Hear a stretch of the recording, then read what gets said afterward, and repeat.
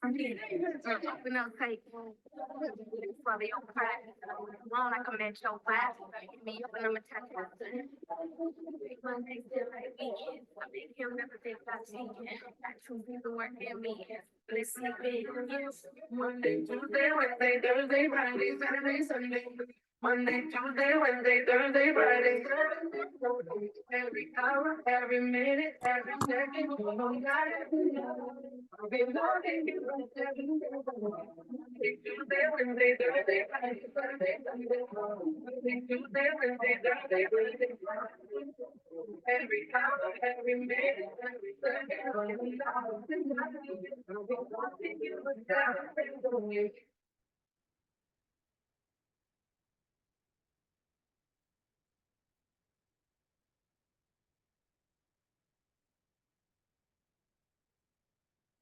Halo, selamat sore kakak-kakak semuanya.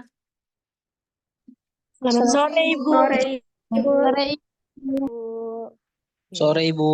Sore, Ibu. Ketemu lagi ya kakak-kakak di semester ini sama saya.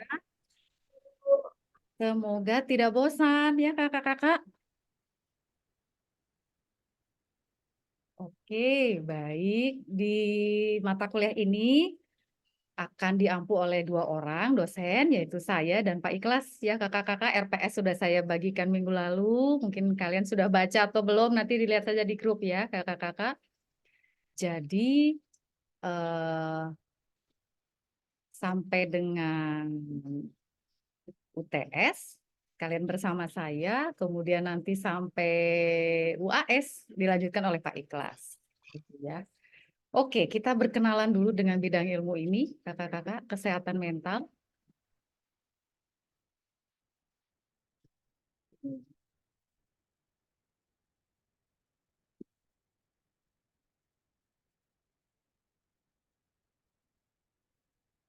Jadi mata kuliah kita kesehatan mental, maaf ini kok jadi hang ini PPT-nya. Sebentar ya kakak-kakak, saya ulang lagi. Terima kasih kepada kakak-kakak kelas A, B, dan C yang sudah join di perkuliahan kita hari ini ya. Dan selamat datang juga buat kakak-kakak yang dari kampus Merdeka ya. Baik ada yang dari Medan kalau nggak salah. Sudah datang nggak kakaknya nih ya, yang dari Medan ya? Sepertinya belum ya, tadi ada yang WA saya. Jadi untuk kakak-kakak ketahui, dengan saya kita akan online ya. Sampai dengan UTS. Nanti kalau sama Pak Ikhlas ya kalian ngikut aja Bapaknya ya. Jadi saran saya harap menyesuaikan diri dengan berbagai macam gaya dosen ya kakak-kakak ya. Agar nilai kalian maksimal begitu ya. Jangan sampai dengan saya optimal, dengan Pak Ikhlas enggak. Waduh itu bahaya karena nilainya dari kami berdua nanti. Jadi harus kakak-kakak optimal di semua dosen gitu ya. Oke, kita masuk ke materi kita. Jadi nanti tenang aja, ini materi akan saya share ke kakak-kakak. Ini referensinya, gitu ya. Selain referensi yang ada di sini, nanti ada juga saya tambahkan, saya akan taruh di grup buku pegangan kalian ya. Salah satu teknik yang bisa kita gunakan dalam konseling maupun di dalam ilmu kesehatan mental untuk mengatasi berbagai macam masalah psikologi, yaitu mindfulness. Nanti kakak-kakak akan saya share buku sumber-sumbernya ya, selain yang ada di layar ini, yang di buku saya maupun di jurnal yang saya karang bersama tim gitu ya, tim dari dosen BK yang bisa jadi referensi buat kakak-kakak di mata kuliah ini dan bisa berguna juga buat nanti model-model konseling ya kalau kalian tertarik dengan teknik mindfulness. Oke, kita lanjut kakak-kakak. Ini adalah definisi kesehatan mental. Apa sih ilmu ini? Mengapa ini perlu dipelajari oleh kalian, para calon guru BK, calon konselor sekalian? Jadi ini adalah ilmu yang mengembangkan, kemudian menerapkan, begitu ya, prinsip-prinsip praktis yang berguna begitu ya dalam kehidupan kita sehari-hari, yang bertujuan untuk memelihara kesehatan mental gitu ya, kesejahteraan psikologis. Jadi nggak cuman fisik doang ya kakak-kakak, badan boleh sehat, boleh kalian rajin nge-gym yang cowok-cowok begitu ya, badannya sudah kekar, tetapi kalau mentalnya terganggu itu berarti mentalnya nggak sehat, begitu ya. Makanya mental health ini mengajak kita agar psikologisnya sejahtera, sehat, gembira, bahagia, agar kita terhindar dari gangguan mental, gangguan jiwa. Nah, kalau kakak-kakak juga ngambil psikologi optimal di semester ini, karena akan bertemu berbagai macam gangguan. Yang ngeri-ngeri gitu ya kakak-kakak, kalau konseling sudah nggak bisa mengatasi, kita harus pakai terapi maupun obat-obat dari psikiater. Nah, jangan sampai ya, makanya kalian belajar mata kuliah ini baik-baik agar jangan sampai gangguan mental yang terjadi, tapi maunya sehat gitu ya, mentalnya sehat, fisiknya sehat. Ini ruang lingkupnya kakak-kakak, kita akan belajar bagaimana mencegah agar gangguan mental tidak muncul, dimulai dari keluarga maupun sekolah. Ini makanya peran guru BK di sana ya, memulai dari sekolah. Lalu kalau sudah terjadi bagaimana? Yuk, kesehatan mental juga mampu gitu ya mengadakan intervensi terhadap gangguan mental yang ringan seperti teknik mindfulness yang buku beserta jurnalnya akan saya share ya Kak. Itu kalau kesehatan mentalnya apa ada gangguan tapi ringan-ringan, oke pakai itu. Lalu kalau berat bagaimana ya kita cegah gitu ya. Kalau berat ya ini yang sebelah kanan kakak-kakak kuratif. Ini sudah ada upaya perbaikan begitu ya dengan terapi dan juga obat-obatan dari psikiater. Kalau terapi psikolog yang memberikan, gitu kalau di BK itu ada saya, Pak Ikhlas, Bu Munifa, itu yang psikolog ya. Kami bisa memberikan terapi begitu atau kerjasama dengan dokter psikiater. Psikiater itu adalah dokter yang ngambil ke spesialisasinya kesehatan jiwa ya kakak-kakak mereka berhak memberikan obat. Psikolog terapinya psikiater memberikan obatnya. Nah, itu yang disebut dengan kuratif gitu. Nah, jadi ada banyak konsep sehat kakak-kakak ya. WHO bilang sehatnya itu harus sejahtera baik dari fisik maupun mentalnya beserta sosial gitu ya.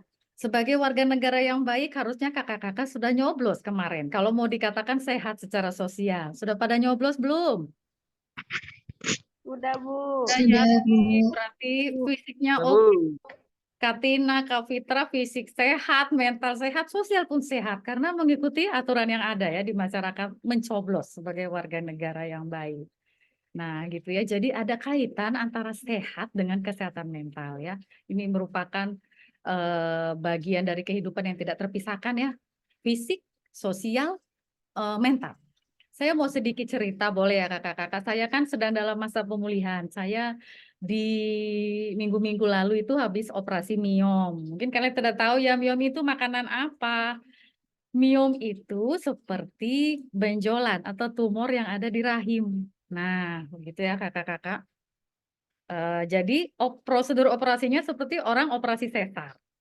Saya tidak mengeluarkan bayi, kakak-kakak, tapi saya mengeluarkan miom yang jumlahnya 11. Dokter bilang ini miom terbanyak. Dengan ukuran yang kecil-kecil gitu ya kakak-kakak ya. Jadi puji syukur setelah tes lab dinyatakan itu si benjolan itu yang tumornya jinak begitu ya. Jadi aman gitu ya, bukan yang ganas, bukan kalau ganas kan larinya ke cancer kakak-kakak ya. Jadi saya sangat bersyukur karena anak 11 miom tersebut semuanya jinak. Nah, gitu. Jadi ya saya pemulihan seperti orang habis operasi sesar gitu ya. Kalau kalian tahu ya yang cewek-cewek kalau pernah lihat ibu hamil bedah operasi lah kayak gitulah kondisi saya ya kakak-kakak ya. Jadi masih nyeri-nyeri begitu perutnya. Nah, jadi saya ingin sharing gitu kalau fisik saya boleh sakit gitu ya kakak-kakak ya. Di saat terutama di saat prosedur operasi begitu namanya kita operasi itu saya tanda tangan tuh kakak-kakak. Tanda tangan tuh ngeri-ngeri sedap. Dokter tidak menjanjikan apapun gitu ya, semuanya dikembalikan ke yang di atas. Tuhan maunya gimana, jadi ada faktor Tuhan dan berkatnya gitu ya dalam proses operasi. Jadi kita sedang operasi itu antara mengantarkan hidup dan mati begitu ya Kak ya, di meja operasi, terserahlah dokternya mau bagaimana gitu ya. Nah saya di saat itu dokter cerita di saat proses operasi, saya dikatakan tenang gitu ya kakak-kakak padahal takut loh ya, siapa yang berani operasi gitu ya. Jadi proses operasi berjalan lama bukan karena ada komplikasi kakak-kakak, tetapi karena mengeluarkan miom yang jumlahnya 11 tadi kakak-kakak ya, dan dengan diameternya 7 cm, besar segini. Nah terus dinyatakan di saat prosedur operasi saya tidak ada komplikasi. Jadi tenang begitu ya kok. Jadi dikasih obat apapun sama dokter, dikasih anestesi kan kita pembiusan ya, bius total saya waktu itu kakak-kakak. Tenang sehingga prosedurnya bisa lancar. Jadi dokter bilang kadang-kadang pasien bisa komplikasi, dikasih obat anestesi atau pembiusan itu menolak kakak-kakak karena mentalnya tidak tenang. Nah itu saya mau bilang betapa mental itu penting kakak-kakak ya. Begitu juga pemulihan ini kakak-kakak. Kayak udah berasa kayak ibu hamil sesar ya, saya melahirkan Miom ini. Setiap nyerinya datang, saya tarik nafas kakak-kakak. Saya mau tenang, saya begitu ya. Kalau saya heboh, saya panik, sakitnya bertambah kakak-kakak. Di bekas operasinya itu bertambah berkali-kali lipat. Gitu ya. Saya berusaha tarik nafas tenang, gitu ya. Itu yang membuat proses operasi dan pemulihan bisa berjalan dengan baik, katanya dokter begitu. Gitu ya kakak-kakak ya. Betapa fisik kita sakit, kita punya penyakit akan lebih cepat baik. Kalau apa? Mentalnya kakak-kakak, mental kita tenang, kita happy, kita bahagia. Saya bilang hati yang gembira adalah obat begitu ya. Jadi kalau ketemu dokter waktu itu saya sempat di rumah sakit sekitar hampir seminggu begitu kakak-kakak. Dokter lihat saya tersenyum begitu, wah cepat sembuh nih ibunya. Iya gitu ya. Dengan hati yang gembira itu obat. Secara tidak langsung obat-obat dokter yang masuk, yang diinfus, yang saya minum begitu ya kakak-kakak membantu pemulihan tubuh saya. Apalagi ketemu kakak-kakak hari ini senang sekali, saya sudah rindu sekali sama kalian ya. Sudah lama tidak ketemu karena ini masalah operasi Miom ini. Begitu ya kakak-kakak. Ini hubungannya. Kakak-kakak bisa lihat di slide betapa perilaku kesehatan kita tuh tergantung dengan mental ya.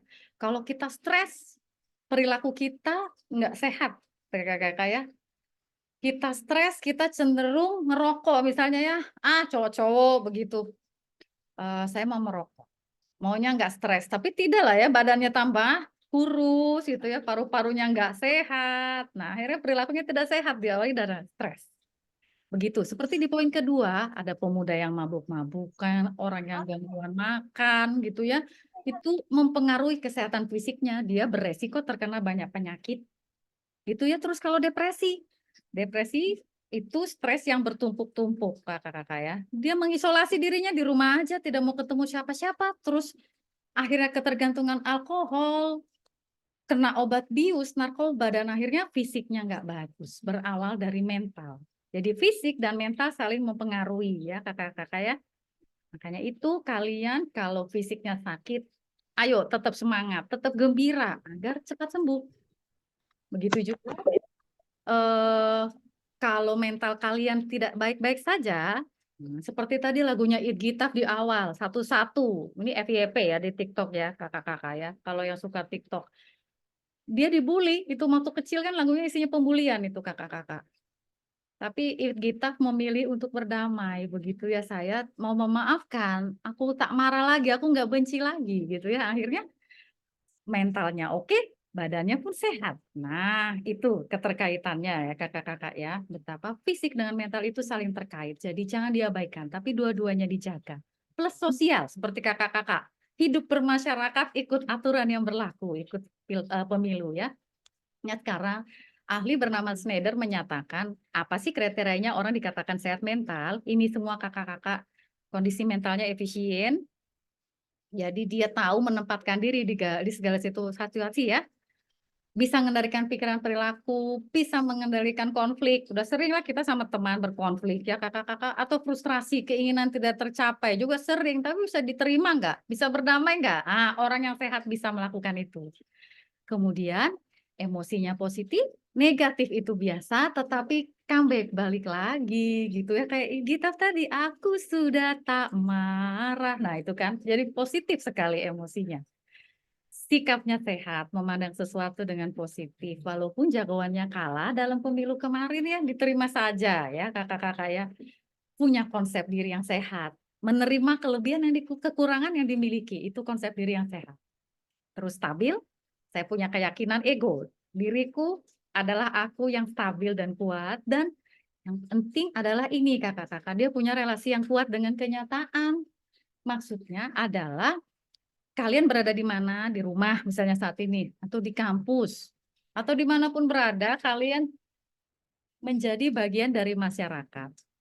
Menyadari saya adalah Nurul Isah yang tinggal di Tondo, misalnya demikian gitu ya.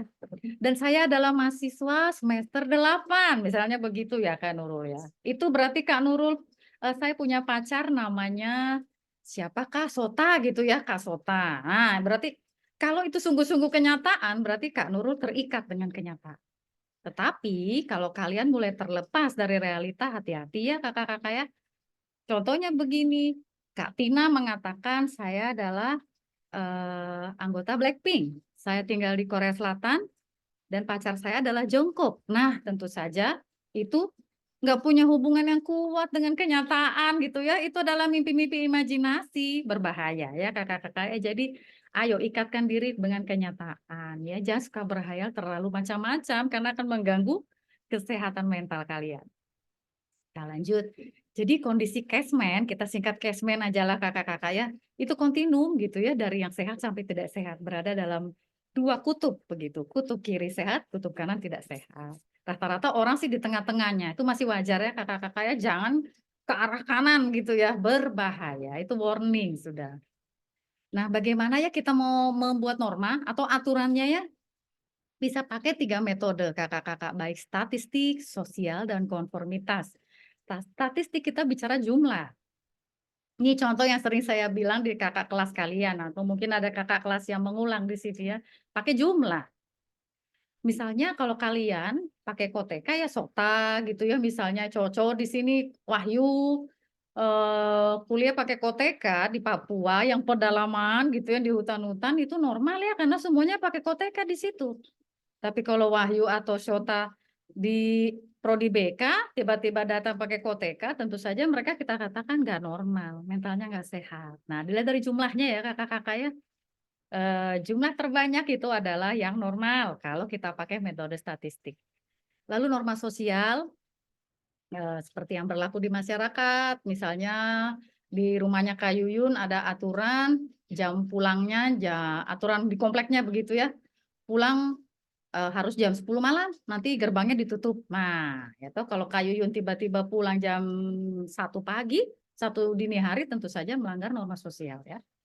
Konformitas, seperti kelas A dengan kelas B, kelas C punya norma. Konfor yang harus kalian kompromikan gitu ya, kata kuncinya begitu, konformitas itu sama kelas A misalnya, kelas C aja lah ya yang cewek semua, ini gampang dicontohin. Kelas C adalah punya norma yang harus diikuti. Nah, konformitas semua kelasnya harus kompromi adalah menjadi kelas yang santun, tidak memaki-maki. Nah, misalnya demikian. Tapi kalau Kak Isma sebagai ketua kelas tiba-tiba memaki-maki, bodoh kau, tentu saja Kak Isma tidak normal gitu ya, karena tidak memenuhi konformitas di kelas. Demikian. Kita lanjut, ini ya kakak-kakak, ini mirip dengan yang Schneider tadi, orang yang punya kesehatan mental seperti ini. Kalian renungkan sendiri ya, masuk nggak sih kalian ini kemari? Atau ada yang melenceng-melenceng? Ada kesesuaian realistik antara aspirasi dan potensi. Kak Fitra misalnya, aspirasi ingin jadi putri Indonesia, misalnya gitu ya. Tapi kok tinggi badan 150 cm, nah tentu saja tidak sesuai ya toh. Makanya yang sama aja kakak-kakak gitu ya, aspirasi di sini, potensi di sini. Tidak usah jauh-jauh ya. Bisa terima dirinya, baik lemah maupun kurangnya. Luas berinteraksi dengan orang, tidak boleh baperan, dikit-dikit baperan gitu ya. Kemudian emosinya seimbang, spontan, punya hubungan sosial yang dinamis, dan hati-hati kalau mulai masuk di poin terakhir, kalian berarti mulai abnormal ya. Ikut mata kuliah atas nih ya, kalau mau mempelajari lebih jelas nih.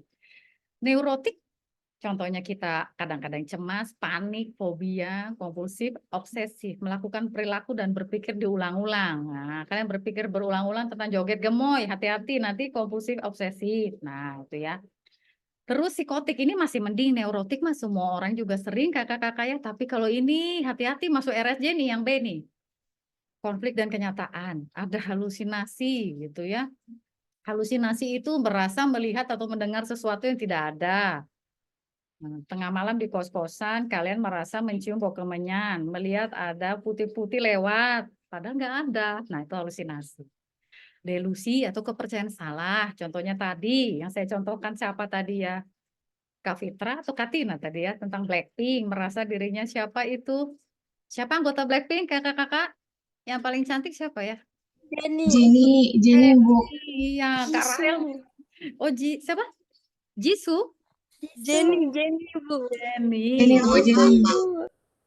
Contoh Kak Rahel merasa dirinya Jenny. Wah, tentu saja Kak Rahel mengalami delusi ya teman-teman ya. Kepercayaan yang salah. Ini kan Rahel Aulia, bukan Jenny Blackpink. Nah, terus muncul waham. Oh, waham kebesaran. Saya adalah Presiden Indonesia tahun 2024. Padahal dia cuma mahasiswa. Nah, itulah contohnya kakak-kakak ya. Hati-hati. Itu namanya sudah gangguan kelas dewa. Namanya schizophrenia dan manik depresif atau bipolar. Ini berbeda ya. Yang ini paling parah nih kakak-kakak. Namanya sih keren schizophrenia, tapi nggak ada keren-kerennya ya gangguan ini. Manik depresif, Marsyanda bipolar. Nah, tuh kadang-kadang happy, heboh-heboh, teriak-teriak, jingkrak-jingkrak. Atau nanti kalau nangis, nangis, berlebihan nggak bisa selesai. Nah, itu manik depresif ya. Ayo kakak-kakak hati-hati dengan bipolar atau manik depresif. Kalau sudah mengarah ke sini gejala kesehatan mental kalian, ayo segera hubungi ahli ya. Kalau saya sedang jauh dengan kalian, nanti cari aja psikolog Pak Ikhlas atau Bu Munifa, segera ya, agar kalau sudah mengalami ini bisa tertolong gitu. Jangan sampai parah-parah amat kakak-kakak ya. Kalau dengan saya boleh, tapi kita pakai metode chatting atau mau Zoom begini boleh, kakak-kakak konsultasi di hari dan jam kerja. Nah, inilah yang saya katakan tadi, maunya kalian di sini, kakak-kakak, di sebelah kiri layar ya. Maunya normal gitu. Kesehatan mentalnya oke-oke saja, bisa beradaptasi, bisa belajar, tahu hubungan sebab akibat. Kalau Kak Widiawati ngomel-ngomel terus sama pacarnya, akibatnya apa? Nanti diputusin. Nah, misalnya demikian ya. Lalu impian dan kenyataan seperti yang tadi ya, jangan jadi Blackpink ya Kak Rahel ya. Kak Rahel ya Kak Rahel gitu ya. Jadi harus sesuai. Impian jangan terlalu tinggi. Bolehlah tinggi dikit ya Kak Rahel ya. Kalau mau jadi Putri Indonesia boleh lah ya. Masih bisa Kak Rahel ya. Lalu dia punya orientasi yang berada dalam ruang dan waktu yang kenyataan gitu ya. Berada pada kenyataan. Jangan terhalusinasi ya. Membayangkan yang tidak ada. Kecuali kalian indigo, silakan lah. Kalau indigo ya punya indera keenam boleh lah melebihi orang normal ya orientasi ruang dan waktunya. Yang di tengah kata kuncinya neurotik, oke. Kadang-kadang kita seperti ini ya kakak-kakak ya. Boleh, tapi lama harus diatasi dong. Mengarah ke sebelah kiri dong ya. Kadang-kadang kita nggak bisa adaptasi karena banyak masalah hidup. Mengekspresikan ketidaksadaran, Kak Widya yang anaknya manis, tahu-tahu apa kau, terus dia emosi tiba-tiba. Oh boleh sesekali, nggak apa-apa kalau nggak tahan ya Kak Widya. Lalu rendahnya need for change. Ya, jadi di kelas C, ayo Kak Isma mengajak kita mau berubah menjadi kelompok geng feminis, cewek-cewek feminis itu yang pemberani melawan kelas B yang kebanyakan cowok misalnya begitu. Tapi Kak Endang bilang, saya nggak mau, saya begini-begini aja. Boleh ya, sesekali gitu ya. Tapi kita perlu berubah gitu ya di lingkungan kita. Punya banyak impian, boleh. Ingat, balik lagi ke kiri. Sesuaikan dengan kenyataan. Nah, gitu. Nah, yang harus dihindari sebelah kanan kakak-kakak, please. Janganlah membuat tingkah laku yang kacau gitu, yang aneh-aneh. Idenya berterbangan, tidak berpijak pada kenyataan, dan ini nggak bisa sembuh total. Kakak-kakak tahu Marsyanda dong ya, yang bipolar itu nggak bisa sembuh sampai sekarang. Karena sudah golongan parah. Kalau Marsyanda nggak minum obat, wow, apa yang terjadi? Makin parah bipolarnya, manik depresif. Nah, diingat-ingat tuh ya, bipolar sama dengan manik depresif. Tidak bisa mengendalikan kegembiraan dan kesedihan. Datang lihat. Aku lupa. Oke, ini kakak-kakak baca, kita harapannya ada di Masih makan dia, sini. masih makan. Dan yang lain-lain itu adalah gangguan-gangguan mentalnya. Nanti kakak bisa lihat ya. Nah, kenapa ya kita harus belajar ini? Oh, penting banget kakak-kakak ya, agar kalian bisa tahu casement itu apa dan faktor-faktor penyebabnya itu apa, agar kalian nanti di sekolah saat jadi guru atau konselor bisa menanganinya. dan punya kemampuan dasar. Nanti kan ada teknik-teknik yang saya berikan seperti mindfulness gitu ya. Begitu juga di counseling. Itu jadi bekal kalian kalau kalian di lapangan saat praktek maupun saat bekerja nanti ya untuk membantu siswa agar kesehatan mentalnya baik. Lalu bisa membantu masyarakat di sekitar kalian, siapa tahu bisa bantu-bantu tetangganya yang stres gitu ya, kakak-kakak saya udah happy, saya mau kamu juga happy gitu ya. Dan yang berikutnya agar masyarakat kita makin sehat dan gangguan mental itu bisa berkurang. Nah sekarang Cashman itu juga berhubungan dengan kedokteran udah pasti seperti contoh fisik tadi ya. Betapa fisik kita juga dipengaruhi ke psikologis. Dokter-dokter senang kalau pasiennya tenang, agar obat yang diberikan bisa diterima oleh tubuhnya. Karena katanya Bu Dokter, kakak-kakak, kalau kita tuh stres, kadang-kadang tubuh kita menolak. Percuma dikasih obat gitu ya, percuma dioperasi, malah komplikasi. Nah, itu kan. Psikologi udah pasti, ini ada bagian dari psikologi kesehatan, lalu sosioantropologi, kurang R-nya nih kakak-kakak, kita, kesehatan mental kita sebagai individu juga dipengaruhi oleh lingkungan kita. Ilmu pendidikan nanti kalian bisa terapkan di sekolah, begitu juga dengan ekonomi. Kadang-kadang status sosial ekonomi bisa berpengaruh ya terhadap kesehatan mental seseorang. Tidak melulu yang ekonomi rendah tidak sehat. Tidak harus ya kakak-kakak, kalau dia happy kenapa tidak? Mau uangnya nggak ada juga nggak apa-apa. Bisa jadi orang yang banyak uang tapi stres, gitu ya. Jadi sosialita, artis-artis tapi ditinggal terus sama suaminya. Nah, bagaimana mau bahagia? Nah, itu ya relatif ya. Makanya ekonomi berpengaruh terhadap kesehatan mental orang. Biologi juga terkait kedokteran tadi, agama juga demikian.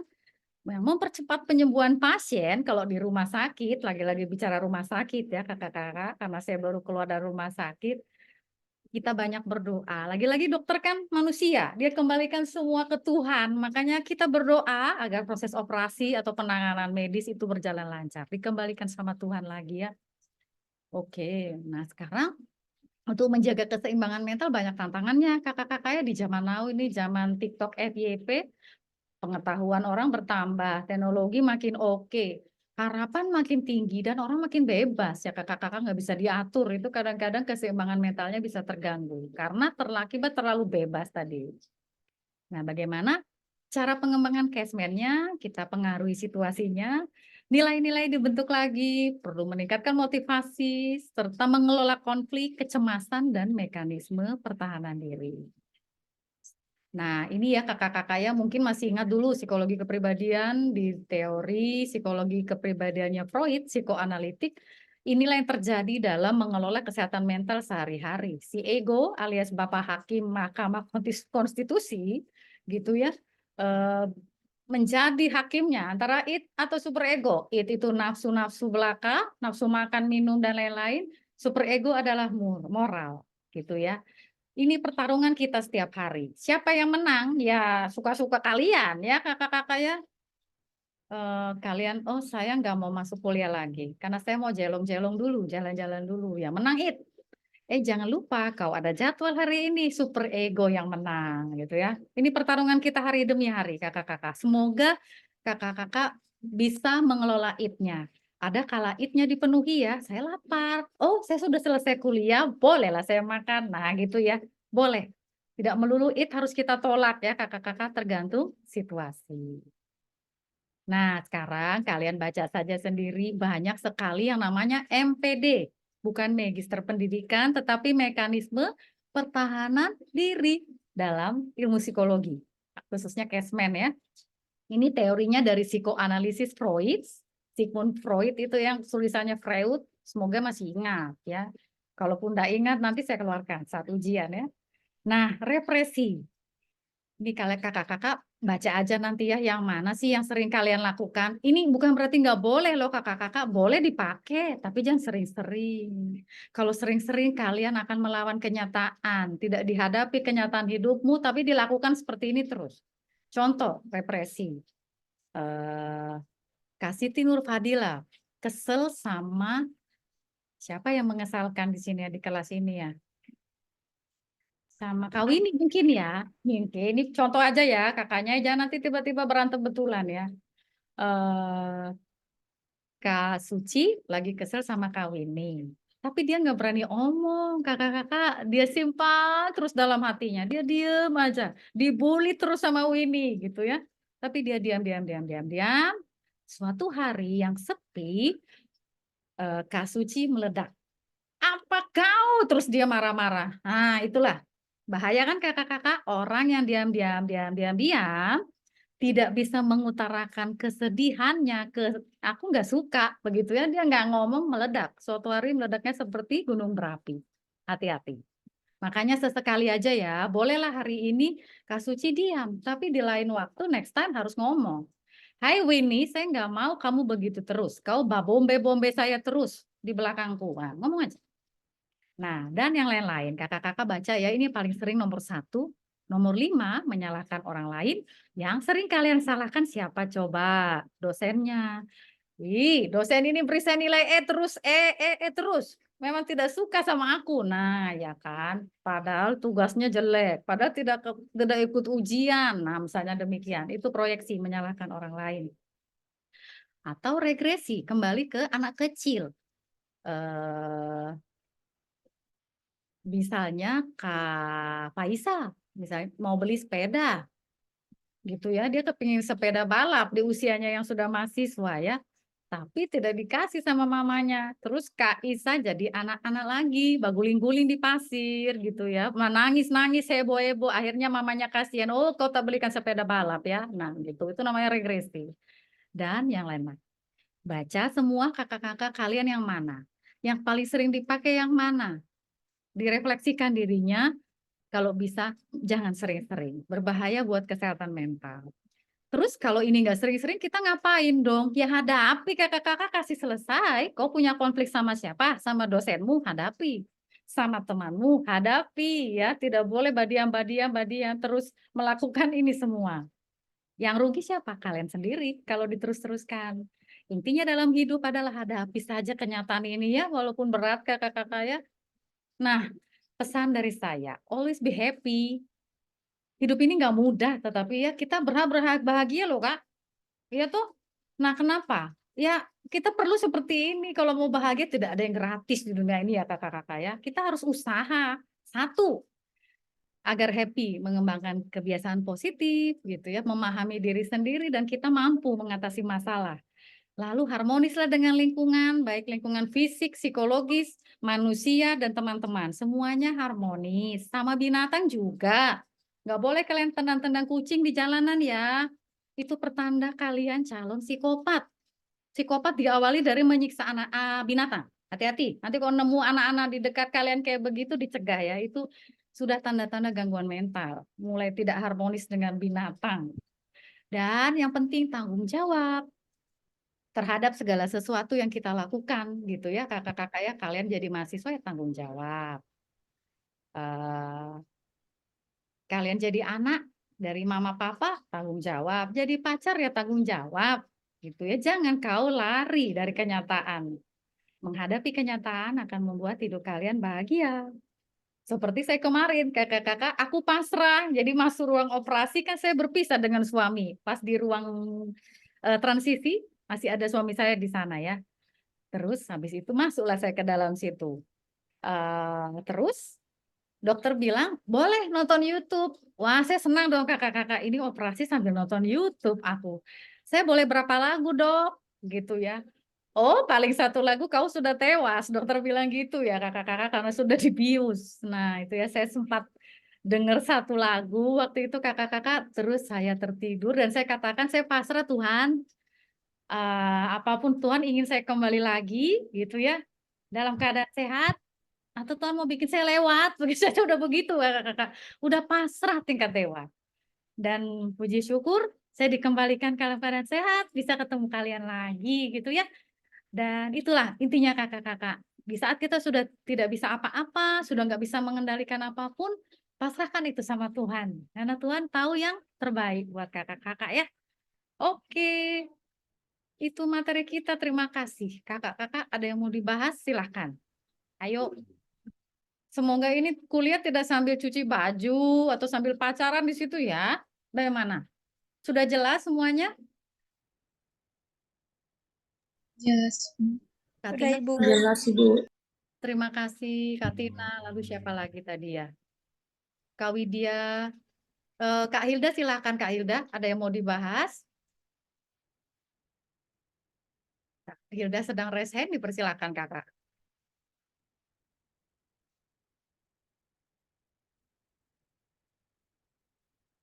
Mana ya Kak Hilda ya? Jadi nggak Kak? Boleh saya Ibu? Ini dengan Kakak Arafat. Ya, Kak Arafat ketemu lagi. Halo Ibu. Halo, bagaimana Kak? Alhamdulillah baik kabarnya Ibu. Oke, syukur, puji syukur. Ada yang mau Eh, dibahas? ada saya mau tanyakan Bu. Mm-mm. Ini kan saya kan baru habis kehilangan orang tua ini Bu. Baru mental saya ini Bu sementara tidak bagus Bu. Bagaimana cara mengatasinya itu Bu supaya orang tua yang sayang itu Bu secara perlahan bisa kita lupa walaupun tidak harus dilupa full, kayak kita apa namanya carilah pelampiasan lain selain mengingat dia itu Bu. Bagaimana Ibu? Baik, Kak Arafat sebelumnya terus berduka cita. Kapan Kak orang tua pergi Kak? Eh, Selama ini juga Bu, so 3 bulan, so selesai juga malam 100-nya mamaku. Jadi masih di kampung saya juga ini Bu. Ya, masih ada sinyal di sana Kak Arafat ya. Kalau di sini bagus jaringan Ibu. Kakak di mana? Saya di Morowali Utara Bu, tepatnya di Desa Batu Rube. Oke, terima kasih Kak Arafat sudah join ya hari ini. Baik Kakak, kehilangan orang terkasih itu bukan hal yang mudah. Tidak segampang itu kalau kata Anggi Marito ya, kita melupakan orang yang kita sayangi. Yang penting Kak Arafat, kita kembali ke sini. Kak Arafat eh, ingin yang seperti apa gitu ya Kak Arafat, maunya bagaimana? Kita lihat yang ini Kak Arafat, kita mau preventif agar Kak Arafat jangan tenggelam. Memang sedih wajar, tapi jangan sampai kelamaan Kak Arafat ya, karena banyak sekali tanggung jawab kita. Seperti tadi ya, yang mau happy harus tanggung jawab. Nah, Kakak harus melakukan berbagai macam metode untuk mencegah gitu ya Kak Arafat ya. Mencegah agar gangguan mental itu tidak terjadi. Oke, Kak Hilda sebentar ya Kak ya. Nanti saya bukakan mikrofonnya. Baik, untuk tidak terjadinya gangguan mental, harus upaya ya Kak Arafat ya. Seperti contohnya Kakak melakukan meditasi gitu ya. Seperti contoh saya tadi, saya menerapkan mindful breathing. Jadi tarik nafas. Saya belum pernah ajarkan mindfulness di kelas ini ya, Kak Arafat ya? Belum ya?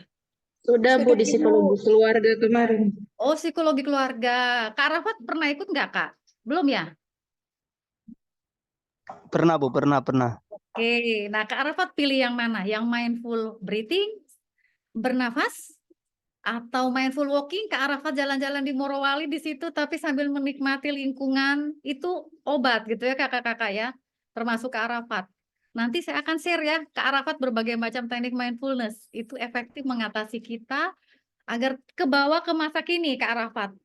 Orang tua yang pergi itu masa lalu, tapi Kak Arafat hidup di masa kini, punya banyak tanggung jawab yang harus diselesaikan, gitu ya. Jadi mindfulness mengajak kakak-kakak berdamai dengan masa lalu, beraktivitas di masa kini, serta menerima masa depan, karena masa depan udah kelihatan. Gitu ya Kak Arafat, nanti saya share di grup ya. Iya Bu, iya Bu. Terima kasih Bu. Terima kasih, baik. Gitu, jadi itu upaya gampangnya kakak-kakak. Mindfulness itu kalau di mengatasi seperti Kak Arafat, kita lihat Kak Arafat belum masuk depresi loh teman-teman, dia masih sehat mentalnya, masih mau kuliah, masih mau ketemu teman-teman. Nah, berarti pakai mindfulness masih bisa ya Kak Arafat ya. Tapi kalau sudah berat, Kak Arafat mengurung diri, tidak mau kemana-mana, di rumah-rumah terus, nah itu berbahaya, nggak mau mandi, nggak mau makan, belum sampai situ kan Kak Arafat? Kalau makan Ibu mulai Ibu. Kalau cuman makan saja Ibu. Cuma Ya, makan. ya jarang sudah agak apa namanya agak malas makan gitu Bu. Tapi masih makan kan Kak? Masih makan juga Bu. Makan, mandi, ya itu juga Bu. Mandi pun tidak mau. Oh masih toh. Masih juga mandi Bu. Cuman kayak apa namanya nih jarang begitu Bu. Baru yang satunya lagi yang kita bilang kalau untuk mau bersosialisasi dengan orang saya masih bisa Ibu. Cuman Masih. yang dua tadi itu Bu, saya sudah mulai agak jarang saya lakukan, Bu. Oke, baik. Masih kita katakan aman ya, Kak Arafat. Jangan dibawa ke RSJ dulu ya, Kak Arafat ya teman-teman ya. Jadi masih, nah kalau dilihat di sini masih ya Kak Arafat masih oke. Makanya karena masih dalam kondisi yang normal, Kakak bisa praktekkan mindfulness atau meditasi-meditasi yang lain ya. Boleh sekali Kak Arafat. Tapi kalau sudah masuk fase depresi, lengkap ya Kak Arafat kadang-kadang aja nggak mau makan, tidak mau makan, tidak mau mandi, tidak mau ketemu orang, mengurung diri, udahlah kalian pergi ke RSJ lah kakak-kakak ya. Cari psikiater atau cari psikolog terdekat. Itu akan membantu, jangan terlambat.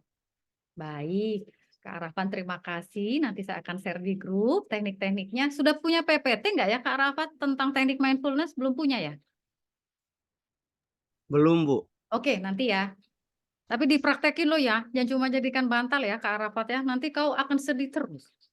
Iya, Bu, nanti saya pelajari, Bu. Apa kalau tidak kalau saya tidak pelajari itu, Bu, saya ingat terus mamaku, Bu. Nah, makanya ya, ingat wajar Kak Arafat kalau ingat apa yang dilakukan, didoakan ya. Iya, Bu. Nah, itu seperti tadi faktor casement ini dipengaruhi agama. Kita bawa dalam doa. Pasrah Tuhan pasti sudah memberikan tempat yang terbaik. Sekarang Kak Arafat tentunya berjuang ya di masa sekarang ya. Iya, Bu. Baik, terima kasih. Kak Hilda sudah saya buka mikrofonnya. Sudah bisa Kak? Atau bagaimana? Sudah saya ask untuk unmute. Nih, sudah nih. Atau mungkin mikrofonnya bermasalah ya Kak ya, karena saya sudah minta untuk unmute. Apa ditulis lewat chat saja Kak Hilda? Silakan.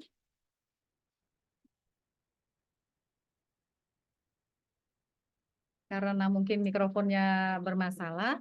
Baik ya. Ada lagi sambil menunggu Kak Hilda menulis diskusi atau pertanyaannya dipersilakan. Ada yang mau sharing mungkin kakak-kakak? Mungkin tidak harus bertanya ya. Bagaimana pengalaman kalian terkait hubungan kesehatan fisik kita dengan mental? Ayo. Ada yang pernah masuk rumah sakit juga kayak saya? Atau mungkin ya psikosomatis mau ketemu sama dosen killer, dosen galak di kampus, terus kalian bola-balik ke kamar mandi. Keringat dingin, nah itu psikosomatis ya. Kita stres, fisik kita kena. Sakit perut, pusing kepala, mau ketemu dosen galak misalnya. Atau mau ujian, mungkin belum ya sekarang, nanti kalau sudah ujian skripsi kalian merasakan itu psikosomatis. Psikosomatis itu adalah gangguan fisik yang disebabkan oleh mental yang kurang oke. Kenanya ke badan. Ada mungkin yang mau sharing? Ibu sudah bisa mic, Bu. Sudah. Oke, baik. Kak Hilda silahkan, Kak. Ada yang mau dibahas? Oke. Baik, Ibu izin off cam, Ibu. Silahkan, enggak apa-apa. Baik, jadi di slide MPD kan ada poin tentang, boleh Ibu Ya, ya. kasih Yang mana, Kak? yang pembahasan tentang MPD tadi, Bu. Oh, mekanisme pertahanan diri ya. Magister Iya. pendidikan ini, Kak. Di Nah. poin Yang mana? fantasi. Di situ Oke. kan, iya Ibu, di poin fantasi saya kayak merasakan individu menciptakan khayalan di dalam pikirannya, bahkan ia telah memenuhi keinginan dan kepuasannya. Jadi saya Ibu selalu merasakan itu Ibu. Misalnya saya selalu gelisah dengan pikiranku, ternyata yang saya pikirkan itu sudah saya laksanakan Ibu. Contoh kayak berwudu kan, sebelum sholat itu kan biasa kan mandi dulu. Ya. Terus biasa di mandi itu saya sudah berwudu, baru sampai sini saya kayak gelisah. Saya berwudu tadi. Saya kembali lagi ke WC, pergi berwudu lagi, Bu. Bahkan teman saya kaget, kenapa aku berwudu terus? Jadi pertanyaan saya, itu hal yang wajar atau tidak, Ibu? Kalau misalnya tidak, apa solusinya untuk menghilangkan kegelisahan yang sebenarnya sudah kita laksanakan?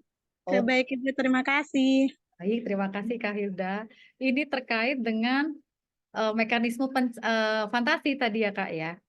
Itu sudah masuk gejala ini Kak. Mana tadi? Obsesif kompulsif.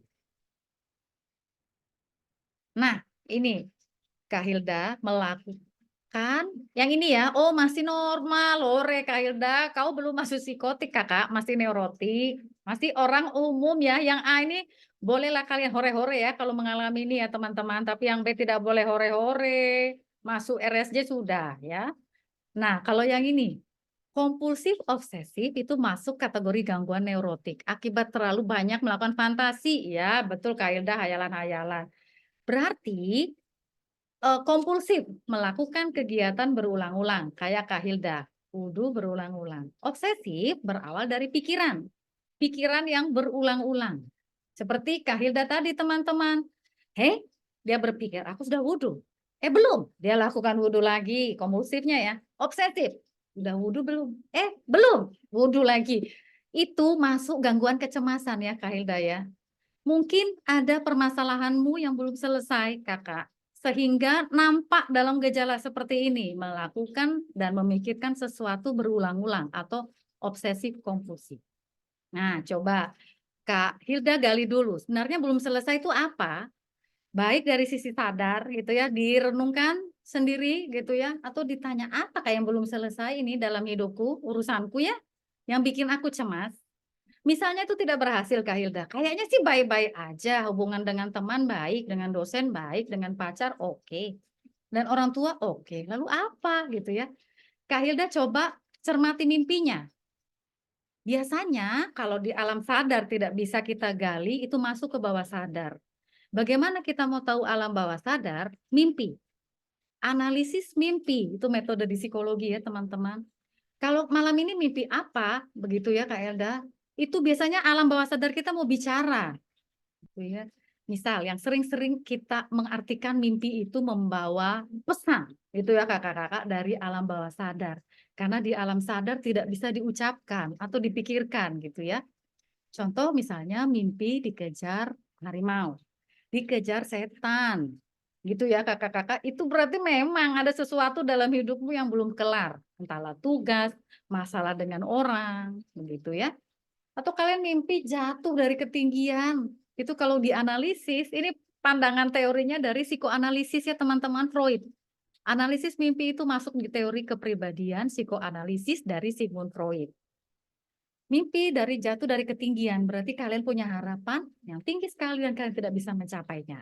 Nah, gitu ya. Jadi metodenya Kak Elda cari dulu, apa sih yang belum selesai? Apa kok masalahku ini sebenarnya bikin aku cemas, mengulang-ulang wudhu terus?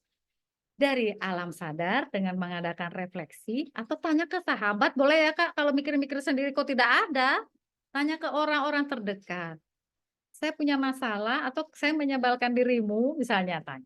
Itu metode pertama dari alam sadar. Kalau tidak sadar, tanyalah pada mimpi. Nah, mulailah Kak Hilda mengingat mimpi-mimpi apa akhir-akhir ini gitu ya, lalu Kakak analisis. Nah, Hilda, kalau itu udah ketemu penyebabnya apa, baru ditentukan kira-kira metodenya apa nih untuk mengatasinya. Kalau penyebabnya bisa ditangkap dari alam sadar, kalian bisa pakai mindfulness. Kalau di bawah sadar, tekniknya beda lagi ya kakak-kakak. Kalian harus pakai konseling psikoanalisis. Nah, itu yang bisa dilakukan. Sudah jelas? Sudah Ibu, baik Ibu, saya sudah menemukan. Apa toh? Boleh di-share penyebabnya apa? Ternyata masalah-masalah yang belum selesai kayak tumpuk tugas atau harapan saya yang belum tercapai Ibu. Mungkin itu salah satu akibat kecemasan dari saya. Betul. Kalau begitu solusinya Kak Hilda kasih selesai ya tugasnya ya, sesegera mungkin. Siap Ibu. Oke, Terima kasih Ibu. terima kasih. Nanti pasti kalau tugasnya kelar, Kak Hilda sudah enggak obsesif kompulsif obsesif ini ya, gangguan kecemasan. Oke, Kak Meki, halo Kak Meki. Silakan yang lagi resen, ada apa Kakak? Ya, halo Bu, aku juga mau bertanya ini. Boleh Kak Meki. Bagaimana? Ini kan kesehatan mental, jadi saya mau bertanya tentang mental ini. Apa saja langkah-langkah yang dapat diambil untuk merawat diri sendiri secara fisik dan emosional? Oke, baik Kak Meki. Terima kasih atas pertanyaannya. Itu juga Bu. Itu saja Kak Meki, ada lagi? Udah ya? Itu saja. Ya, Baik, Kak Meki.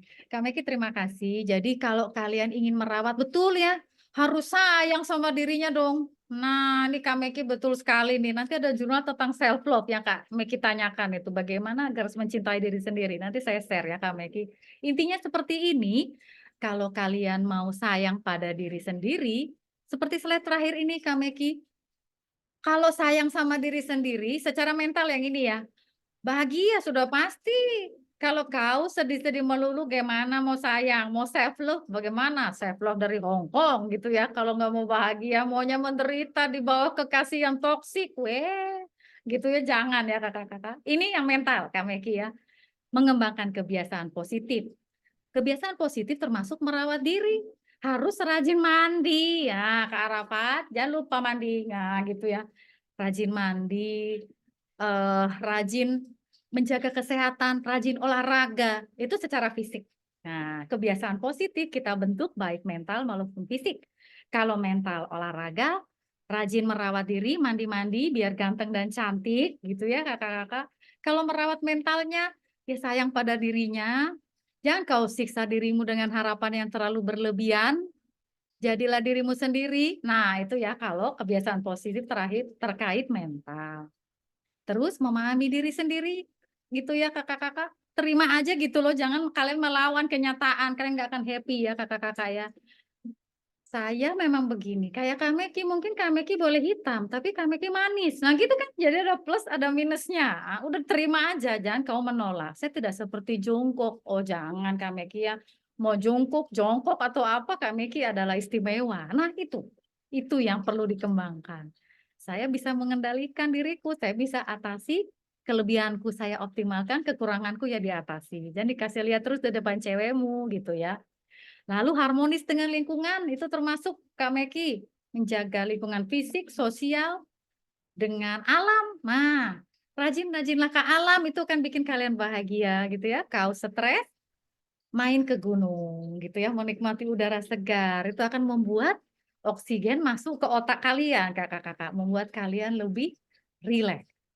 Banyak melakukan teknik-teknik mindfulness. Nah, itu bernafas. Itu misalnya olahraga dengan mindful, senang-senang dengan fokus, nggak usah memikirkan yang lain, yang sekarang aja. Nah, itu upaya kita mengembangkan kebiasaan positif yang harmonis dengan lingkungan. Begitu juga tanggung jawab. Nah, ini Kak Meki poin ketiga juga penting agar kamu bisa mengembangkan sehat fisik, sehat mental. Tanggung jawab dengan kuliah, tanggung jawab sebagai anak, tanggung jawab sebagai suami kalau Kak Meki sudah punya istri, begitu ya, dan tanggung jawab lain-lain. Nah, jadi kasih selesai ya apa yang sudah kalian mulai. Jangan sudah memulai terus kalian tinggalkan, wedeu, itu berarti nggak tanggung jawab. Demikian Kak Meki ya, nanti literatur lebih lengkap saya share di grup ya. ya Ibu, terima kasih banyak sekali. Iya, Kak Meki sudah bahagia. Ya, bahagia. Syukur, karena Kak Meki senyum-senyum, anggaplah bahagia ya. Terima kasih Kak Meki. Ada lagi teman-teman? Sudah? Oke, baik.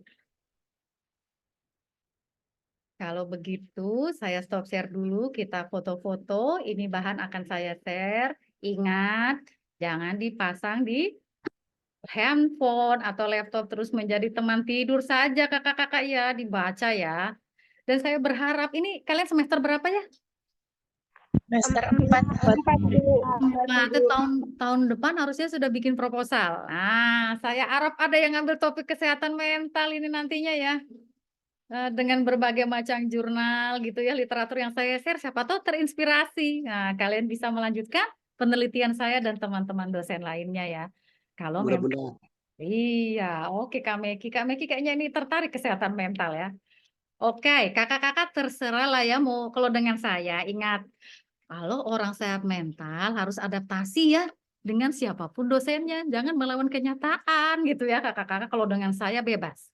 Kau mau buka kamera, kau mau apapun gitu ya. Yang penting namanya nama asli biar saya bisa absen dengan benar di Siakat karena tidak ada nanti nama panggilan di Siakat ya. Ini nama asli semua pasang di situ buka kamera maupun tidak. Nama asli Ibu. Nama asli ya. Oke, Aulia. Jadi nanti kalau dengan Pak Ikhlas terserah ini ya, harus adaptasi ya.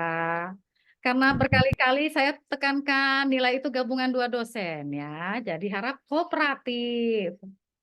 Anak sehat mental. Kalau tidak sehat mental pasti sudah aku maunya sendiri. Nggak bisa ya kakak-kakak ya. Karena kita hidup bersama. Nah, mau tidak mau kita mengikuti aturan yang berlaku.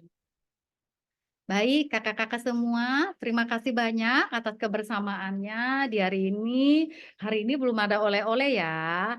Jadi Kak Hilda tidak usah mimpi dikejar tugas lagi, karena Kesmen belum ada tugasnya. Tapi nanti, ya, suatu saat nanti ada ya kakak-kakak ya. Baik, terima kasih kakak-kakak semua. Selamat istirahat, selamat sore, tetap sehat fisik maupun mental ya. Baik, Siap. Ibu, terima kasih. Terima kasih. Kasih. Terima kasih, Bu.